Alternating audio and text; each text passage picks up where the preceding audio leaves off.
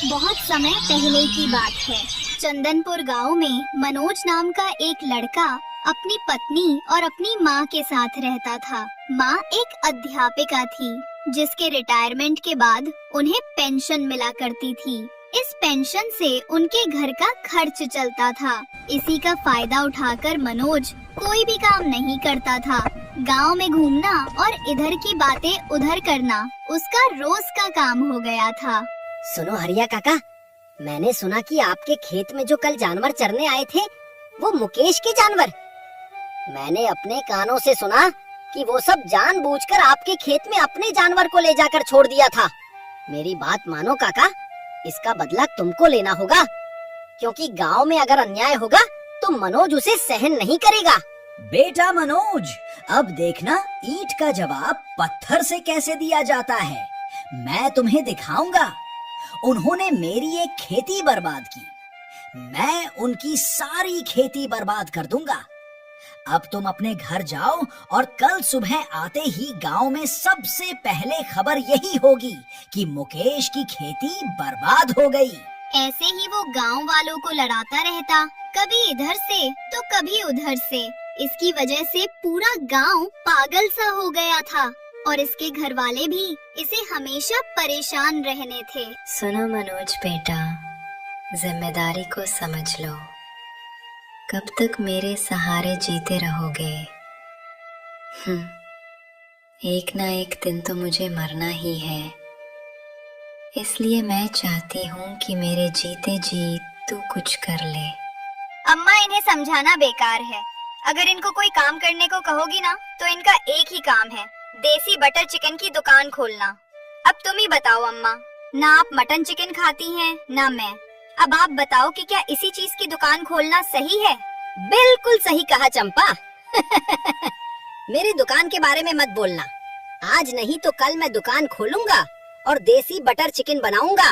मेरा सपना है, क्योंकि मैंने देखा है लोग वीआईपी बटर चिकन वाले के यहाँ घंटे घंटे लाइन में लगे रहते हैं, तब जाकर उन्हें बटर चिकन मिलता है, और वो भी चिकन 2 दिन का बासी, जिसे खाकर लोग बीमार पड़ रहे हैं। ऐसा मैं कभी नहीं होने दूंगा। इतना बोलकर मनोज फिर घर से निकल पड़ता है और चलते चलते वीआईपी ढाबे वाले की दुकान के पास जाता है और वहाँ पर जाकर एक बटर चिकन लेता है और उसे खाता है। खाते ही खाते मनोज को पता हो गया ये चिकन बासी है और वो तुरंत उठा और ढाबे वाले के पास गया। क्यों तुम सबको चूतियां बना रहे हो? गांव वालों को तुम 2 दिन का बासी चिकन खिला रहे हो। तुमको लगता है हमको पता नहीं चलेगा? गलत। मैंने फूड इंस्पेक्टर की पढ़ाई की है, हल्के में मत लेना। अगर गांव वालों को खिलाना है तो ताजा चिकन लेकर आओ और उसे बनाओ। मनोज की इतनी बात सुनकर आसपास खा रहे बटर चिकन वाले देखने लगे। बोल रहा है लड़के बटर चिकन बासी है, और वो भी 2 दिन का। ऐसा कभी नहीं हो सकता। अगर तुमने पढ़ाई की है तो मैं भी शहर वाले ढाबे में काम किया हूँ। वहाँ रोज हजारों किलो बटर चिकन बनाता था। तुमने उतना चिकन कभी देखा ही नहीं होगा। कोई बात नहीं, वक्त आने पर सब कुछ पता चल जाएगा कि किसने क्या देखा है। तुम्हारा भी समय बहुत जल्द आने वाला है। देखना, अगर तुम नहीं सुधरे तो इसका परिणाम बहुत बुरा होगा, क्योंकि जब तक मोहन जिंदा है तब तक गांव में कुछ भी गलत नहीं होने देगा। ये मेरा वादा है। इतना बोलकर मनोज घर चला जाता है।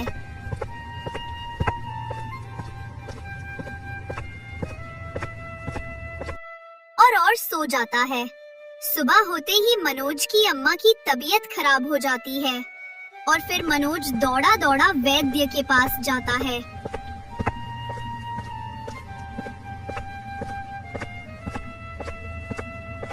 और वैद्य को घर लाता है, लेकिन वैद्य अम्मा को मरा हुआ बताकर चला जाता है। अम्मा को मरा हुआ सुनते ही मनोज के पैरों तले जमीन खिसक गई। वो पागल सा हो गया। अम्मा, अरे मोरे अम्मा, हमको छोड़कर क्यों चली गई? तुम जैसा बोलो मैं वैसा करूँगा। मैं गांव नहीं घूमूंगा, मैं काम भी कर लूंगा। एक बार उठ जाओ बस।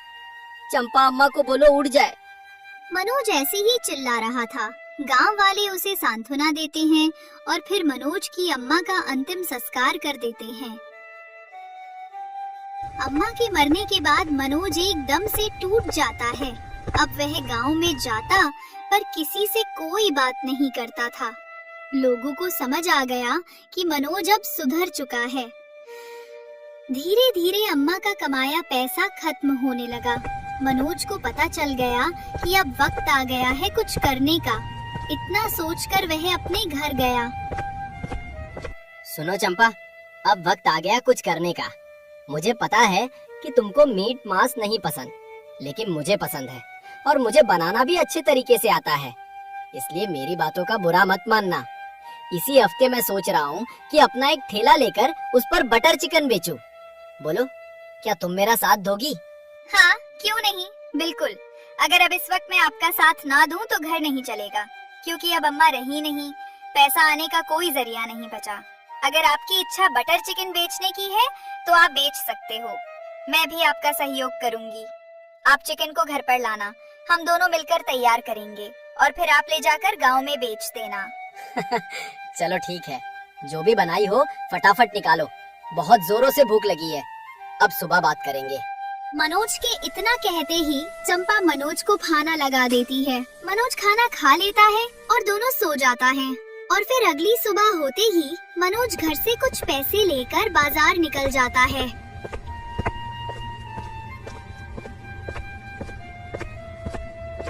बाजार में जाकर किराना दुकान पर कुछ मसाले लेता है और फिर एक ठेला भी खरीद लेता है और अपने घर आ जाता है और फिर खाना खाकर सो जाता है। दूसरे दिन सुबह उठकर वो सलीम के पास जाता है।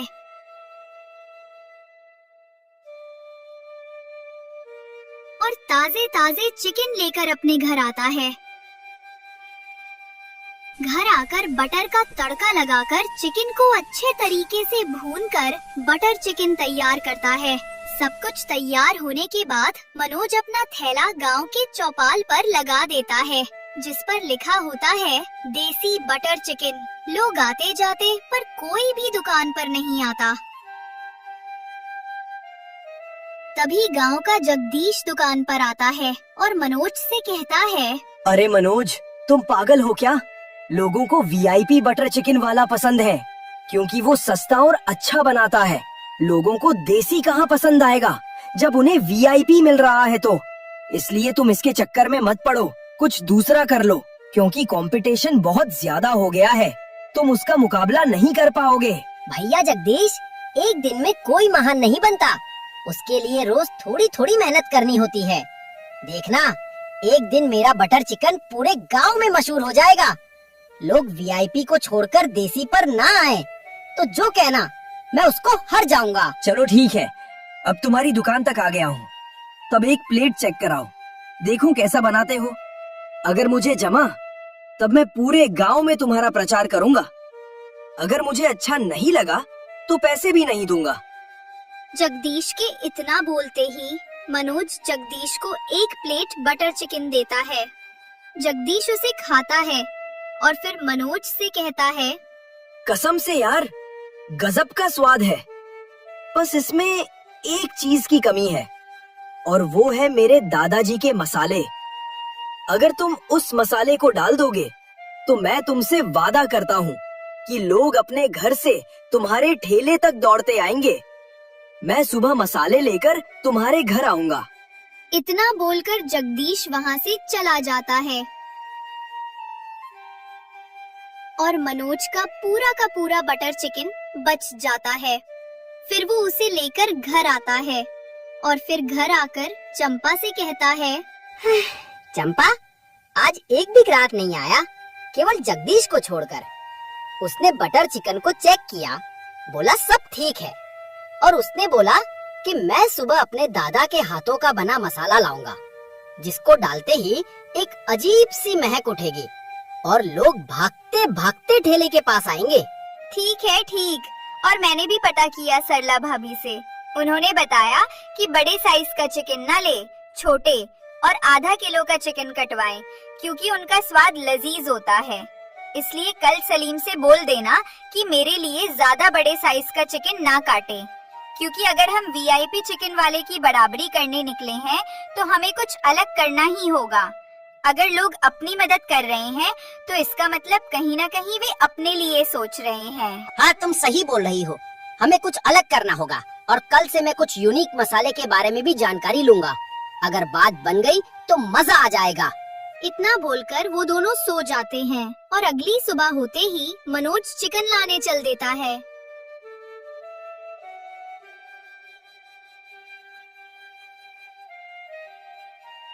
और इधर जगदीश चंपा को मसाले देकर अपने घर चला जाता है और उधर मनोज सलीम से कहता है, भाई आज की तरह ही चिकन काट के देना, क्योंकि लोगों का मानना है कि ज्यादा बड़ा चिकन का स्वाद नहीं होता और वो भी अच्छा लगता। इसलिए चिकन आधा किलो से ज्यादा ना रहे, इसका ध्यान रखना। अभी अभी मैं सिर्फ शुरुआत की है।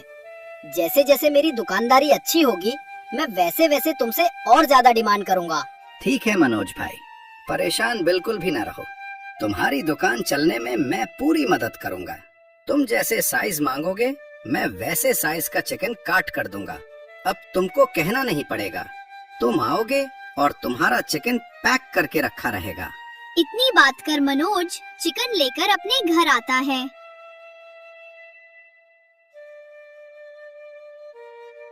और फिर चंपा उसे जगदीश के दादा वाले मसाले को मनोज को देती है। मनोज बटर का तड़का लगाते हुए चिकन को अच्छी तरीके से भूनता है और जैसे ही उस मसाले को डालता है वैसे ही सच में एक अजीब सी खुशबू पूरे घर में फैल जाती है। अरे वो चंपा गजब के मसाले निकले दादाजी के। कसम से मसाले की गजब की खुशबू है। अगर इसकी महक जहाँ तक गई वहाँ तक के लोग भागते आएंगे। अरे अब देर मत करो, सामान पैक करो और तुरंत निकलो। देखना आज कुछ भी नहीं बचेगा।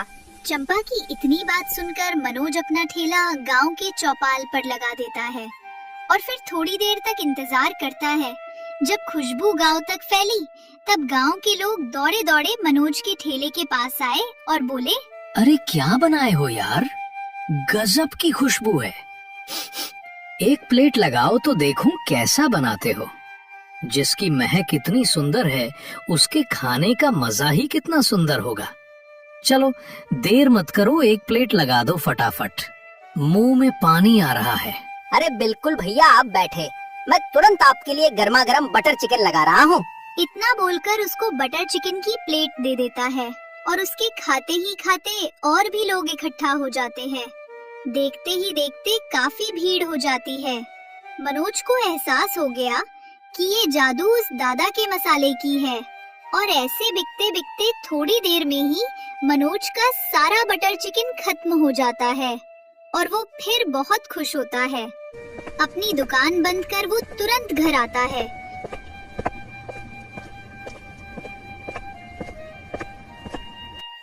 और घर आकर चंपा को पैसे देता है। चंपा इतना पैसा देखकर पागल हो जाती है और बोलती है, पता नहीं क्यों आज मेरी आंखों में आंसू आ गए। आज पहली बार आपने पैसे कमाकर मुझे दिए। मेरे तो खुशी के ठिकाने ही नहीं हैं। अब कल से थोड़ा चिकन और बढ़ा लो और जगदीश को बोलकर और मसाले मंगवा लो। अरे पागल, अब खुशी में खाना नहीं खिलाओगी क्या? बहुत जोरों से भूख लगी है, खाना तो निकालो। मनोज के इतना बोलते ही चंपा मनोज को खाना लगा देती है और फिर मनोज खाना खाकर सो जाता है और अगली सुबह होते ही मनोज चिकन लाने चल जाता है।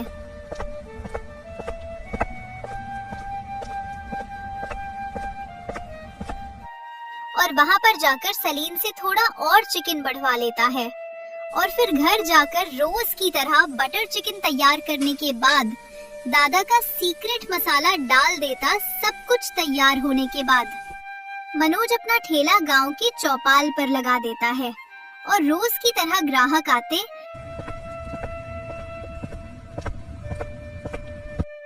मनोज की बढ़ाई करते, बटर चिकन को खाकर उसके पैसे देकर अपने घर जाते हैं। इधर मनोज का कारोबार अच्छा चल रहा था और उधर ढाबे का मालिक परेशान हो जाता है। हे भगवान, ये कैसा दिन आ गया। मेरा एक भी बटर चिकन क्यों नहीं बिक रहा है। कहीं ऐसा तो नहीं वो मनोज नाम का लड़का सच में बटर चिकन बनाना शुरू कर दिया? अगर ऐसा हुआ तो मैं एक दिन भीख मांगूंगा। इतना सोचकर वो गांव की तरफ चल पड़ा। चलते चलते वो गांव के चौपाल के पास पहुंचा। वहां पर देखा कि एक ठेला खड़ा था जिसमें लिखा था देशी बटर चिकन वाला, और मनोज जगदीश से कुछ बातें कर रहा था। ये देखकर ढाबे का मालिक मनोज के थोड़ा पास गया और फिर चुपके से सारी बातें सुनने लगा। अरे जगदीश भाई, काका के तो गजब के मसाले हैं। काका को बोल दो और मसाले तैयार करे। मैं कल सुबह सबसे पहले तुम्हारे मसाले लेने आऊंगा। और हाँ, इसके जो भी पैसे बनते हैं उसको भी बता देना, मैं उसको भी दे दूंगा। अरे पैसों की कोई बात नहीं मनोज, बस तुम्हारी दुकान ऐसे ही चलती रहे। तुमको बस केवल मसाले के पैसे देने होंगे। मैं आज काका से बोलकर मसाले बनवा लूंगा और सुबह मैं खुद आकर तुम्हारे घर मसाले दे दूंगा। इतना बोलकर जगदीश वहां से चला जाता है और इधर ढाबे का मालिक सोच में पड़ जाता है। अरे अब समझ में आ गया क्यों इसकी दुकान इतनी चलती है और मेरी दुकान नहीं चलती। पूरा का पूरा माजरा मसाले पर है। इसलिए मुझे जाकर जगदीश से बात करनी होगी और उसे लालच देना होगा कि मुझे काका के बने मसाले दे दो और जगदीश को खराब मसाले दे दो, जिसको खाते ही उसके ग्राहक बीमार पड़ जाएंगे और फिर उसकी दुकान बंद हो जाएगी। इतना सोचकर ढाबे का मालिक वहां से चला जाता है और इधर मनोज दुकान बंद कर घर आ जाता है। घर जाकर कमाए हुए पैसे चंपा को देखकर आराम से सो जाता है और अगली सुबह होते हैं मोहन चिकन लाने सलीम के पास जाता है। अरे सलीम भाई, आज चिकन थोड़ा और बढ़ा दो। लोगों को बराबर चिकन मिल ही नहीं पा रहा है। आपके चिकन का स्वाद लाजवाब है। मैं तो कहता हूँ आप भी एक दिन आइए और मेरे बटर चिकन को चेक कर जाइए।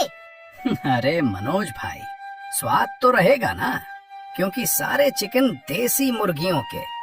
जो एक बार खा लेगा बार बार वही मांगेगा।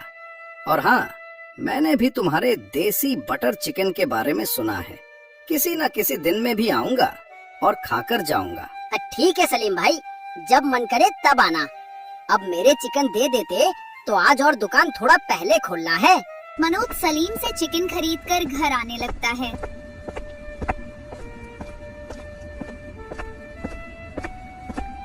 और उधर ढाबे का मालिक जगदीश के घर पहुंच जाता है और फिर जगदीश से कहता है, सुनो जगदीश भाई, आपके काका के मसाले अगर तुम मुझे बेच देते तो मजा आ जाता। मैं तुमको 2 गुना पैसा दूंगा। बोलो, क्या तुम मुझे मसाले दोगे? और हाँ, अगर तुम मेरे दुकान तक ग्राहक लाए तो मैं तुमको उसके भी पैसे दूंगा। पर पैसे तो मैं मनोज से भी ले रहा हूँ। वो भी मुझे मसाले के पैसे देगा और वे मेरे गांव का है। अगर मेरे ऊपर कोई मुसीबत पड़ी तो वही सबसे पहले दौड़ेगा। तुम तो दूसरे गांव के हो। अरे मूर्ख, पैसे से बड़ा गांव वाला नहीं होता। इसलिए मेरी बात मानो, दादा वाले मसाले मुझे दे दो और खराब मसाले उसे दे दो। मुझे मनोज को बर्बाद करना है बस। चाहे उसके लिए मेरे कितने पैसे बर्बाद होते हैं, बर्बाद कर दूंगा। तो ठीक है, मुझे 4 गुना पैसा चाहिए। अगर तुम दे सकते हो तो कल सुबह मैं तुमको मसाले लाकर दुकान पर दे दूंगा और खराब मसाले मोहन को दे दूंगा, जिसको खाते ही लोग बीमार पड़ जाएंगे। अब तुम घर जाओ, आज रात को मैं काका से मसाले बनवाता हूँ। जगदीश की इतनी बात सुनकर ढाबे वाला मालिक अपने घर चला जाता है और जगदीश अपने काका को मसाले बनाने को बोल देता है। और फिर अगली सुबह मनोज चिकन लाने बाजार चला जाता है और इधर जगदीश चंपा को मसाले देकर ढाबे वाले के पास चला जाता है और उसे भी मसाले देकर पैसे ले लेता है और अपने घर चला जाता है। मनोज चिकन लेकर अपने घर आता है तभी जगदीश के काका उसके घर पहुंच जाते हैं। काका, आप अचानक से मेरे घर? क्या हुआ, कोई बात हो गई क्या? बेटा, कोई बड़ी बात नहीं है। दरअसल कल मेरे घर VIP बटर चिकन ढाबे वाला का मालिक आया था और मुझे शक हो गया था कि वो तुम्हारे मसाले के लिए ही आया है। और फिर मैं चुपके से सारी बातें सुन ली। उसने तुमको खराब और मिलावटी मसाले देने के लिए बोला था और अपने को अच्छा वाला, लेकिन मैंने उसके लिए खराब और मिलावटी मसाले बना दिया, तुम्हारे लिए अच्छे, क्योंकि उसने एक बार मुझसे घमंड से बात किया था और मुझे धक्के मारकर अपने ढाबे से निकाल दिया था। काका, आपका बहुत बहुत धन्यवाद। बस आप मुझे अपना मसाला बनाने का तरीका बता दें, बस फिर मैं सब कुछ अच्छा कर दूंगा। ठीक है, अब तुम अपनी दुकान लेकर जाओ, उसके साथ जो होगा उसका कर्म तय करेगा। इतना बोलकर काका अपने घर चले आते हैं और उधर मनोज बटर चिकन तैयार कर अपना ठेला चौपाल पर लगा देता है। थोड़ी देर में ग्राहक आने शुरू हो जाते हैं और उधर जगदीश अपने गांव से 1-2 ग्राहक उस ढाबे वाले के पास ले जाता है, जिससे उसके साथ गए लोग उस बटर चिकन को खाते हैं और घर आते हैं। घर आते ही उनकी तबीयत खराब हो जाती है और फिर उनके परिजन गुस्से में उस ढाबे वाले के पास जाते हैं और फिर उसका ढाबा हमेशा के लिए बंद करवा देते हैं। उधर काका जगदीश को भी समझाता है और इधर मनोज ईमानदारी से अपना काम करता है और धीरे धीरे बड़ा आदमी बन जाता है।